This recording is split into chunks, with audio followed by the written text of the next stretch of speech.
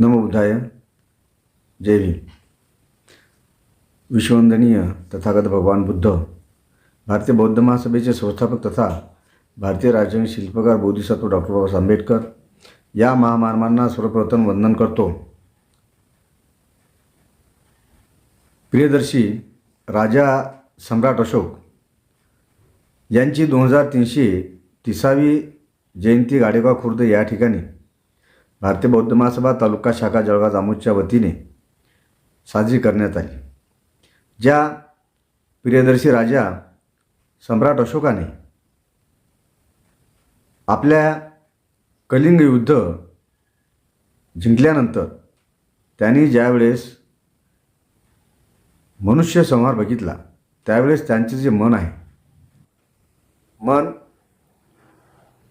परिवर्तित झालं आणि त्यांनी त्यावेळेस विचार केला आणि त्यानंतर त्यांनी भगवान बुद्धाचा जो समतेवर आधारित धम्म आहे त्या धम्माचा स्वीकार केला आणि त्यावेळेसचा जम्बूद्वीप अर्थात आजचा भारत, तर त्यांनी बौद्ध धर्माला राजाशाही दिला आणि संपूर्ण आशिया खंडामध्ये त्यांनी बौद्ध धर्माचा असा प्रचार आणि प्रसार केला. त्यामध्ये भारत, पाकिस्तान, नेपाळ, बांगलादेश, अफगाणिस्तान, भूतान, इराण आणि तुर्कमेनिस्तान, ताजिकिस्तान, उझबेकिस्तान या संपूर्ण देशांमध्ये त्यांनी बौद्ध धर्माला राजाशाही दिला, बौद्ध धर्माचा प्रचार आणि प्रसार केला. आणि एवढ्यावरच न थांबता त्यांनी आपले स्वतःचे जे मुलगा आणि मुलगी आहे महेंद्र आणि संघमित्र यांना शिवरावर श्रीलंका येथे जाऊन तेथील जे राजे होते त्या राजांना धम्मोपदेश करून त्या ठिकाणी सुद्धा धम्माचा प्रचार आणि प्रसार करण्याकरता पाठवले. म्हणून या सगळ्या गोष्टीचं औचित्य साधून आज सम्राट अशोक हे उपेक्षित राहू नयेत याच्याकरता भारतीय बौद्ध महासभा राष्ट्रीय कार्यकारिणीने संपूर्ण भारतभर असे आदेश दिलेत की प्रियदर्शी राजा सम्राट यांची जयंती ही भारतीय बौद्ध महासभेच्या माध्यमातून गावागावामध्ये, खेड्यापाड्यांमध्ये साजरी करण्यात यावी व तसेच बौद्धांच्या ज्या कोणत्याही संस्कार विद्या होत असतील, ज्या बौद्धधर्मी विद्या होत असतील त्या ठिकाणी तथागत भगवान बुद्ध आणि प्रियदर्शी राजा सम्राट अशोक व बोधिसत्व डॉक्टर बाबासाहेब आंबेडकर यांच्या प्रतिमा किंवा पुतळे त्या ठिकाणी अधिष्ठानावरती असावेत.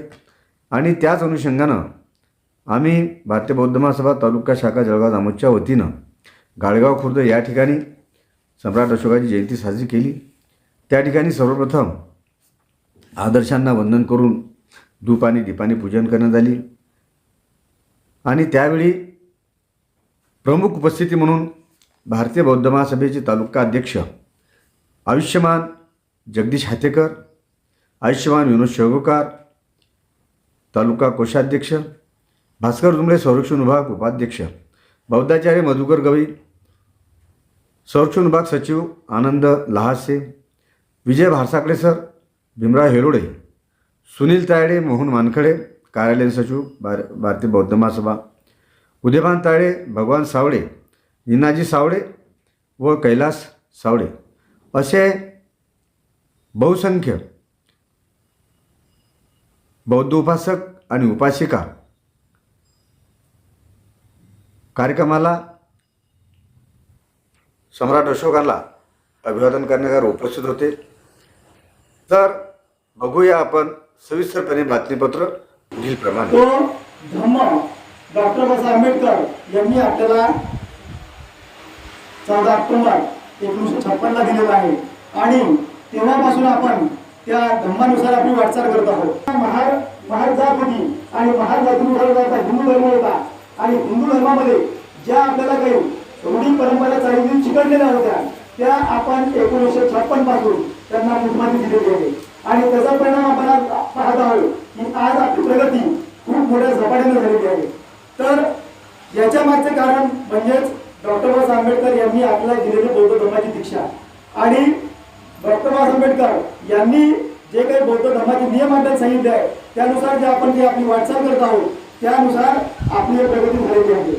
सगळ्यात महत्वाचं म्हणजे तथागत भगवान गौतम बुद्धांनी जेव्हा आपलं हे ज्ञान आता कोणाला तरी द्यायचं आणि त्यानंतर त्यांनी सारनाथ या ठिकाणी आपल्या पंचवर्गीय भिक्खूंना शिष्य बनवून तिथं त्यांना प्रवचन दिलं आणि त्यांनी त्या ठिकाणी जे प्रवचन त्या 5 पंचवर्गीय भिक्खूंना दिलं ते आपल्या या जगातील पहिलं धम्मचक्र प्रवर्तन आहे.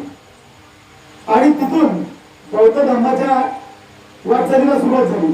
कारण तथागतांनी बौद्ध धर्माची स्थापना केली. बौद्ध धर्म हा जगाला दिला आणि हा धम्म आचरणासाठी अतिशय साधा आणि सरळ असल्यामुळे संपूर्ण जगाला त्या धर्माचे महत्त्व समजले आणि त्या जगाने त्या धर्माचं आचरण करायला सुरुवात केली.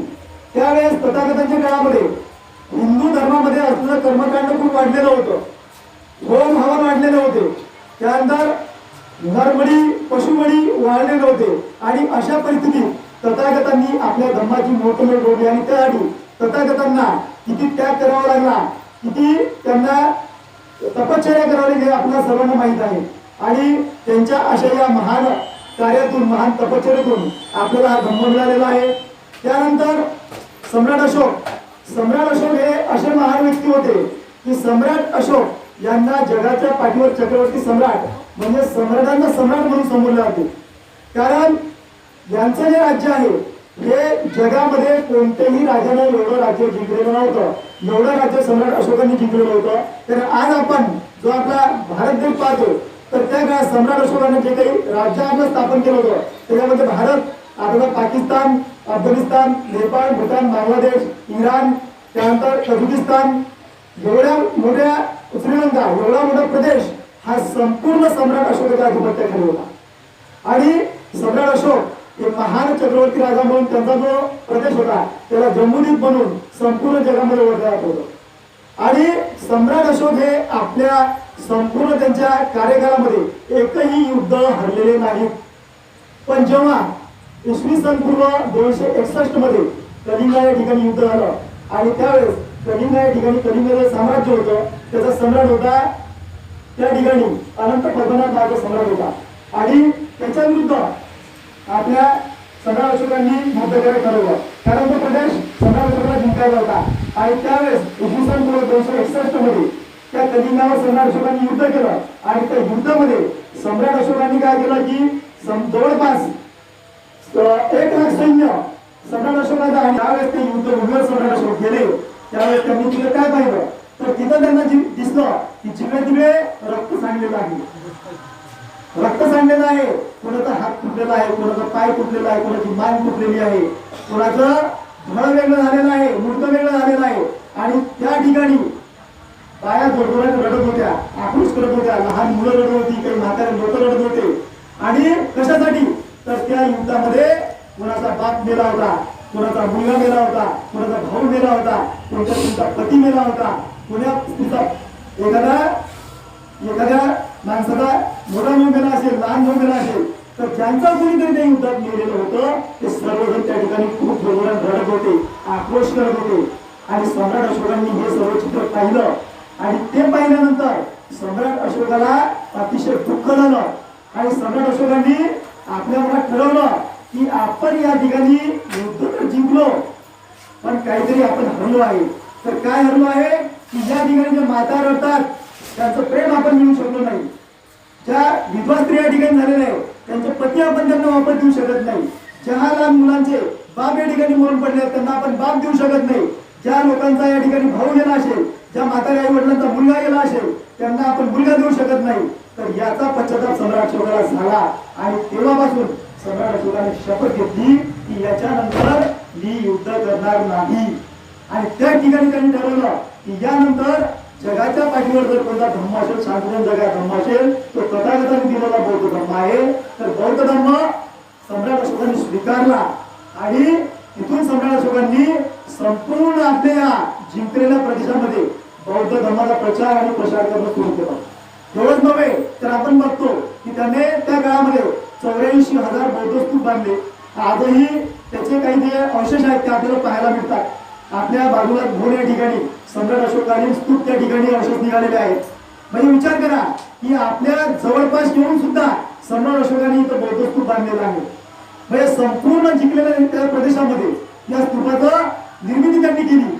एवढंच नव्हे तर ठिकठिकाणी त्यांनी धर्मशाळा बांधल्या, ठिकठिकाणी त्यांनी अनाथालय काढले, त्यानंतर त्यांनी पानवटे सुरू केले, त्यानंतर आपल्या राज्यामध्ये शेतीची वाटणी केली, गरिबांना शेतीचं वाटप करून दिलं आणि एवढं मोठं महान कार्य सम्राट अशोकांनी नंतर केलं.